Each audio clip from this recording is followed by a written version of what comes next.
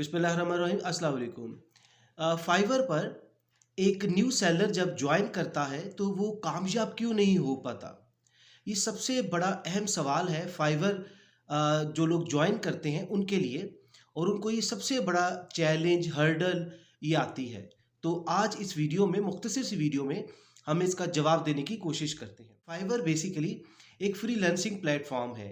Freelancing platform से मुराद है work from home. आप सेलर होते हैं, आप अपनी सर्विसेज को बेचते हैं, अपनी डिजिटल सर्विसेज को बेचते हैं। आपको ग्राफिक डिज़ाइनिंग आती है, वेब डेवलपमेंट आती है, सोशल मीडिया आता है, तो आप अपनी सर्विसेज को सेल करते हैं। तो क्लाइंट आपको ऑर्डर देता है, प्रोजेक्ट बेस्ड होता है, प्रोजेक्ट दिया उसने और आपने वो काम कंप्लीट कर लिया तो आपको पैसे मिलते हैं। तो ये this is all about Fiverr. Fiverr एक फ्रीलांसिंग प्लेटफॉर्म है। लेकिन इशू ये है, सबसे बड़ा चैलेंज इसमें ये है कि इस पे लोग कामयाब क्यों नहीं हो पा रहे। सबसे बड़ा इशू नंबर वन ये है कि पिछले 1 साल से फाइवर पर जो बायर्स ऑडियंस है वो श्रिंक हो रही है, मुसलसल श्रिंक हो रही है। बायर्स ऑडियंस से मुराद है जो बायर्स, क्लाइंट्स, कस्टमर्स जिन्होंने आपको ऑर्डर देना है, वो श्रिंक होता जा रहा है, कम होता जा रहा है। तकरीबन 1 साल के अंदर 2 लाख से ज़्यादा बायर्स ने फाइवर से क्विट कर लिया है, फाइवर को छोड़ दिया है। उसकी वजह क्या है? वजह उसकी आर्टिफिशियल इंटेलिजेंस है। इससे मुराद ये है कि अब जो बायर है वो कहता है कि मैं अपने पैसे क्यों खर्च करूं ग्राफिक डिज़ाइनिंग पर, वीडियो एडिटिंग पर, कंटेंट राइटिंग पर। तो वो क्या करता है, आर्टिफिशियल इंटेलिजेंस की मदद से खुद ही ये चीज़ें क्रिएट कर लेता है। तो सबसे बड़ा चैलेंज जो हमारे सामने आया वो ये है कि बायर्स का श्रिंक होना आर्टिफिशियल इंटेलिजेंस की वजह से। दूसरा बड़ा चैलेंज हर्डल क्या है, वो है कंपटीशन। देखिए फाइवर पर बहुत टफ कंपटीशन है। कंपटीशन से मुराद क्या है कि देखिए इस पे पहले समझ लीजिए ये मैकेनिज्म क्या है, इसका एल्गोरिदम क्या होता है, ये कैसे काम करता है। इसमें 4 लेवल होते हैं, 4 लेवल्स। पहला लेवल होता है इसमें न्यू सेलर का, कि जब आप ज्वाइन करते हैं तो आपको न्यू सेलर का टैग मिल जाता है, आप न्यू सेलर कहलाते हैं। उसके बाद जब आप एक थ्रेश होल्ड पूरा करते हैं, रिक्वायरमेंट हमने पहली वीडियो में पूरा डिटेल से बताया हुआ है, तो आप लेवल 1 अचीव कर लेते हैं। लेवल 1 के बाद लेवल 2 आता है जो कि तीसरा है। लेवल 2 के बाद आता है टॉप रेटेड सेलर, जिसको TRS कहते हैं। तो ये 4 लेवल होते हैं जिस पर आपने क्वालिफाई करना होता है। डिफरेंट थ्रेश होल्ड होते हैं कि आपने इतने ऑर्डर्स कंप्लीट करेंगे इतने टाइम के अंदर, और इतने ऑर्डर की अमाउंट आपको पूरी करनी है, और उसके बाद आप अगले लेवल पर जाएंगे। तो देखिए कंपटीशन टफ इसलिए है कि जो बायर है वो बेसिकली एक्सपेरिमेंट नहीं करता। वो कहता है मुझे एक्सपीरियंस लोग चाहिए, और वो क्या करता है, हमेशा एक्सपीरियंस लोगों को लेवल 1, लेवल 2 या TRS जो टॉप रेटेड सेलर्स है उनको वो चूज करता है, चाहे उनको $5-10 ज़्यादा अमाउंट क्यों ही ना देनी पड़ जाए। तो इसलिए वो एक्सपीरियंस लोगों को तरजीह देता है buyer, rather as compare to new seller, जो न्यू सेलर हैं उनकी निस्बत।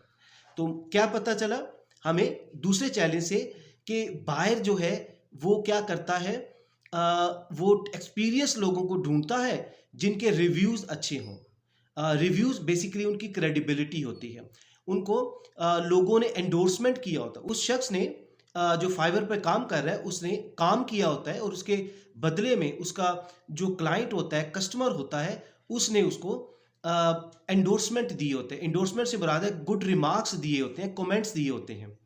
तो ये रिव्यूज़ कहलाता है। तो चूंकि न्यू सेलर होता है उसके पास रिव्यूज़ नहीं होते, कोई काम नहीं होता, इसलिए वो मार खाता है, वो डिसअपॉइंट होता है, और यकीनन वो फिर फाइवर पे वेरी रेयर जाता है कि इधर तो ऑर्डर मिलना नहीं है, क्योंकि जो न्यू सेलर होता है में पेशेंस लेवल बहुत कम होता है, और यही उनकी डिसअपॉइंटमेंट और फेलियर की निशानी होती है। वो नाकाम हो जाते हैं, वो वेट नहीं करते, सब्र नहीं करते। फाइवर पर नाकाम होने का तीसरा बड़ा चैलेंज क्या है, वो है कंप्लीशन रेट। कंप्लीशन रेट से मुराद है कि जो उनको काम दिया जाता है वो टाइमली उसको टाइम पर कंप्लीट नहीं कर पाते। इससे क्या होता है कि उनका कंप्लीशन रेट गिर जाता है। ये याद रखिए, जितने भी सोशल मीडिया प्लेटफॉर्म्स हैं वो हमेशा एंगेजमेंट पर चलते हैं कि आप अपनी ऑडियंस को कितना एंगेज रखते हैं। इससे मुराद ये है कि आपका कंटेंट कितना रिच है कि लोग आपको बड़े गौर से सुनते हैं। और आपकी अगर 10 मिनट की वीडियो, आप पूरी 10 मिनट की वीडियो को देखते हैं तो आपका जो रेट है, एंगेजमेंट रेट, वो 100% होता है, नहीं तो कम से कम 80-90% होता है कि 10 मिनट की वीडियो 9 मिनट तक देखा, 8 मिनट तक देखा। इसी तरह फ्रीलांसिंग प्लेटफॉर्म में क्या मैटर करता है, वो है कंप्लीशन रेट, कि आपने इसको, एक ऑर्डर को कितने टाइम में, क्या टाइमली कंप्लीट किया है या नहीं। ये भी बहुत बड़ा हर्डल है आपकी नाकामी का, कि जो न्यू सेलर होता है उसकी नाकामी का, कि वो टाइम पे कंप्लीट नहीं करता, वो उसको सीरियस नहीं लेता, या वो इतना एक्सपीरियंस नहीं होता, या इनकॉम्पिटेंट होता है। ये सारे जो ट्रेड्स हैं वो यकीनन पहले न्यू सेलर में पाए जाते हैं। वो मार खाता है और इसीलिए वो फिर इन चीज़ों में नाकाम हो जाता है कि चीज़ों को टाइम पे कंप्लीट नहीं करता, कंप्लीशन रेट कम है। तो क्या होता है, फाइवर भी उस सेलर की, यानी कि आपकी प्रोफाइल को, आपकी गिग को बाहर तक नहीं पहुंचाता, क्योंकि उसको पता है कि बायर इससे जब इसको ऑर्डर देगा, इसने टाइम पर कंप्लीट नहीं करना, उससे क्या होगा, फाइवर को भी लॉस होगा। बायर जो है वो यकीनन वो फाइवर को फिर छोड़ के चला जाएगा। तो जो फाइवर है, फाइवर हमेशा क्वालिटेटिव सेलर रखना चाहता है, कि ऐसे सेलर हो जो क्वालिटी के सेलर हो, जो टाइम पे कंप्लीट करके दें। जी, नेक्स्ट जो इशू है वो है एवरेज रिस्पॉन्स रेट। मिसाल के तौर पे लोग ऑनलाइन नहीं रहते, अगर आते हैं तो एक एक दो दो दिन के बाद आते हैं, उनका जो एवरेज रिस्पॉन्स रेट होता है वो गिर जाता है। गिरने से मुराद ये है कि उनका जो घंटे हैं बहुत ज़्यादा बढ़ जाते हैं, वो एक एक दो दो दिन शो हो रहा होता है। और इस पर जो कामयाब है वो है कि जो हर घंटे, यानी कि में आके अपनी प्रोफाइल को व्यू करे, देखे किसी कस्टमर ने कोई इंक्वायरी तो नहीं की, तो उससे क्या होता है, उनका एवरेज रिस्पॉन्स रेट तकरीबन 1 घंटा होता है, और फिर उनको ऑर्डर मिलने के चांसेस बढ़ जाते हैं। आप ये देखिए कि आपकी प्रोफाइल के पास, उसके नीचे फाइवर ने बिल्कुल ये लिखा होता है एवरेज रिस्पॉन्स रेट।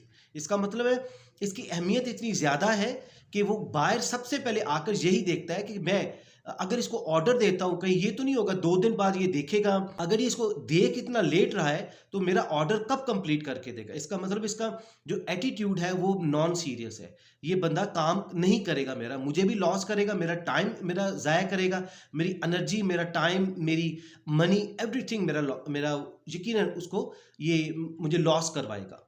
तो ये एक और इशू है जिसको आपने एड्रेस करना है, आपने इसको रेक्टिफाई करना है, फिर ही आप जाकर इस पे कामयाब हो सकते हैं। अगला एक और फैक्टर है बहुत इंपॉर्टेंट, वो है डिसऑनेस्टी। खासकर ये पाकिस्तान, इंडियन, जो एशियन लोग हैं, बांग्लादेशी, इनमें ये पाया जाता है। वो क्या होता है, हमारे जो ट्रेनर्स हैं, हमारे मेंटोर्स हैं, जो यूट्यूब पे बैठे हुए हैं, जो लोग यूट्यूब पे वीडियोस बनाते हैं, मैंने बहुत सारे इस तरह लोगों को देखा कि वो क्या लोगों को एजुकेट कर रहे होते हैं, रिव्यूज़ बाय कर लें, रिव्यूज़ खरीदने का कह रहे हैं।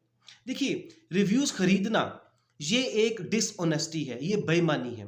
मिसाल के तौर पे ये ऐसे ही है कि जैसे आप यूट्यूब चैनल पर जाएं, एक सोशल मीडिया प्लेटफॉर्म पर, टिकटॉक पर जाएं और उधर आप सब्सक्राइबर्स को बाय कर लें, आप टिकटॉक पर फॉलोअर्स को बाय कर लें। Basically social media platforms creative platforms होते हैं, इस पे आपको अपना क्रिएटिव कंटेंट बनाना होता है, आपको जेन्युइन, नेचुरल, ऑर्गेनिक आपको ट्रैफिक चाहिए होती है, कि जब आप एक वीडियो आप पोस्ट करें तो वही लोग फौरन आपकी वीडियो को देखें और आपका वॉच टाइम भी जेन्युइन बढ़े और आपको यकीनन पैसे भी आपके ज़्यादा बढ़े।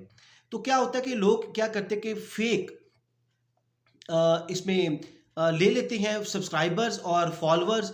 क्या होता है कि जब आपके 1 लाख फॉलोअर्स नज़र आ रहे हैं यूट्यूब पर, सब्सक्राइबर्स नज़र आ रहे हैं, लेकिन जब आप एक वीडियो पोस्ट करते हैं, वो जो को आपने ख़रीदे होते हैं, लेकिन जब वीडियो पोस्ट करते हैं तो आपको वो जो को सारे फेक होते हैं, जेन्युइन नहीं होते, तो क्या होता है कि आपको ओरिजिनल आपको वॉच टाइम नहीं मिलता।